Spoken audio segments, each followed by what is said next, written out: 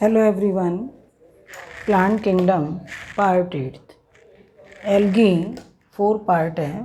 इसमें है economic importance of algae. आज का हमारा लेक्चर है इकोनॉमिक इम्पोर्टेंस ऑफ एल्गी। किसी का भी अगर हम इकोनॉमिक इम्पोर्टेंस करते हैं तो उसका positive impacts and negative impacts. Positive algae के पॉजिटिव इम्पोर्टेंस क्या हैं? Algae as food, algae as fodder, algae in industries के 3 पार्ट हैं, medicinal use, biological research and algae as source of bromine and iodine. जो इसमें main algae plant kingdom में आती हैं उसी के ही पॉइंट्स मैंने डाले हैं। एल्गी एज फूड में पोरफायरा, जिसको कॉमनली एमेनोरी ब्रेड भी बोलते हैं, तो ये फूड की फॉर्म में जापान वगैरह में फूड की फॉर्म में बहुत यूज़ होती है। अल्वा को सी लेट्यूस बोलते हैं, ये भी फूड की फॉर्म में यूज़ होता है। Chlorella is richer in protein also called, ये मतलब प्रोटीन रिच तो है ही, प्रोटीन, विटामिन ए, डी, ये सब भी इसके अंदर होते हैं। ऑल्सो कॉल्ड स्पेस एल्गी, ये स्पेस एल्गी तो स्पेस में source of oxygen and food, source of oxygen and food. Algae as fodder animals के लिए, चाहे वो मैराइन एनिमल हैं, फ्रेश वाटर एनिमल हैं, उनके फॉडर के लिए sargassum and मैक्रोसिस्टिस। Algae in industry, इसमें 3 पार्ट हैं, अगर अगर, कैरागिनीन और कैराघीन और एल्जीनेट्स। अगर ये बहुत वर्ड कई जगह सुनते हैं, 12th में भी है ये।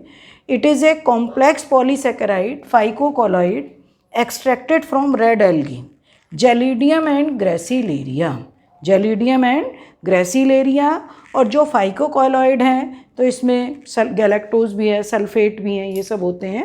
It is used as base in culture media for algae, fungi, bacteria and other tissue, जहाँ पर अगर को यूज़ करते हैं प्लांट ग्रोथ में ऑक्सिन के लिए। जब बायोएस से एक्सपेरिमेंट किया था तो वहाँ भी ऑक्सिन में डिप करके अगार ब्लॉक को रखा जाता है, तो बहुत सी जगह इसका यूज़ होता है। ठीक है, अगर रेड एल्गी, कई बार ऐसा भी होता है कि केवल रेड एल्गी पूछ लेते हैं, कई जगह ऐसा भी है नेम भी पूछ लेते हैं, gelidium and gracilaria. Carrageenan, carrageenan और कैराघीन, ये polysaccharide esterified with sulphated, underline deep मैंने कर रखा है कि सल्फेटेड है ये। एक्सट्रैक्टेड फ्रॉम कॉन्ड्रस क्रिस्पस, ये भी रेड एल्गी है, कॉन्ड्रस क्रिस्पस, जिसको commonly called Irish moss. Alginates, salt of alginic acid, phycocolloids, ये नॉन सल्फेटेड, स्पेशल ध्यान रखोगे, कई जगह तो यही आता है कि ये सल्फेटेड है या non sulphated. Alginic acid can stop bleeding, highly gauze, मतलब highly used gauze in internal operations, वहाँ पर इसका यूज़ होता है। बाकी इमल्सीफायर ऐसी चीज़ों में तो इसका बहुत यूज़ होता है। मेडिसिनल यूज़ में क्लोरेलिन, एंटीबायोटिक इससे ऑब्टेंड, मतलब एंटीबायोटिक ऑब्टेंड होती है फ्रॉम क्लोरेला। बायोलॉजिकल रिसर्च में लार्जेस्ट ग्रीन एल्गी, इसको बोला जाता है acetabularia. Acetabularia largest green algae है to study nucleocytoplasmic interactions. Algae as source of bromine and iodine, rhodymenia एक एल्गी है, ये सोर्स ऑफ ब्रोमीन, और लेमिनेरिया, दोनों ही ब्राउन एल्गी हैं ये, laminaria source of iodine. Iodine सबसे ज़्यादा कहाँ मिलता है? जो हमारी थायराइड ग्लैंड है उसके थायरॉक्सिन हार्मोन में, तो सबसे ज़्यादा एक्सट्रैक्टेड होता है ये सी, मतलब मैराइन प्लांट लेमिनेरिया से।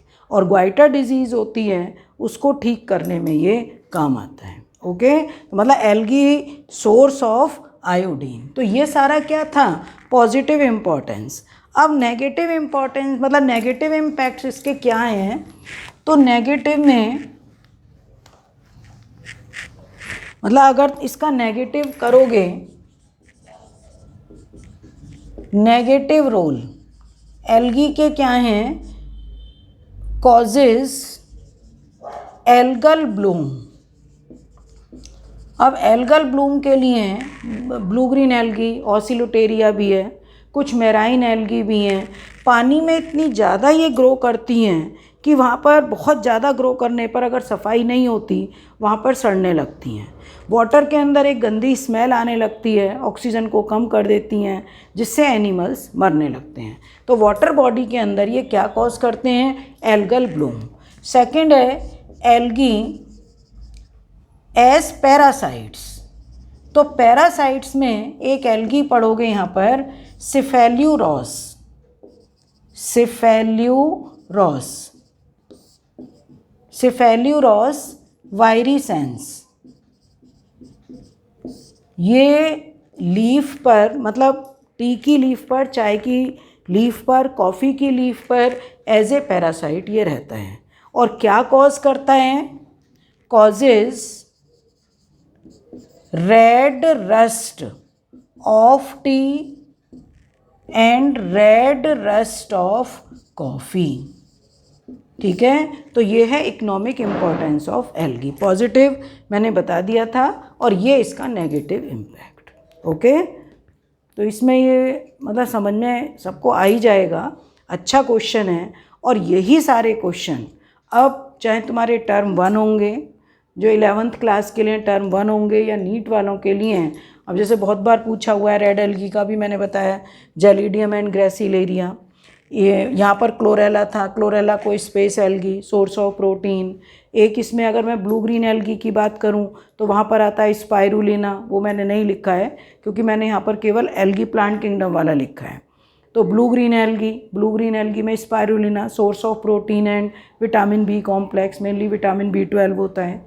बाकी इसके अंदर एक डायटोमेशियस अर्थ, डायटम्स, मतलब जो डायटम्स होते हैं कॉजेस किस्सल घर, क्योंकि उनकी जो सेल वॉल के ऊपर सिलिका होता है, तो जब वो डिपॉजिट होते रहते हैं सी के अंदर डेड होकर, तो क्या कॉज करते हैं? डायटोमेशियस अर्थ, उसका नाम है किस्सल घर।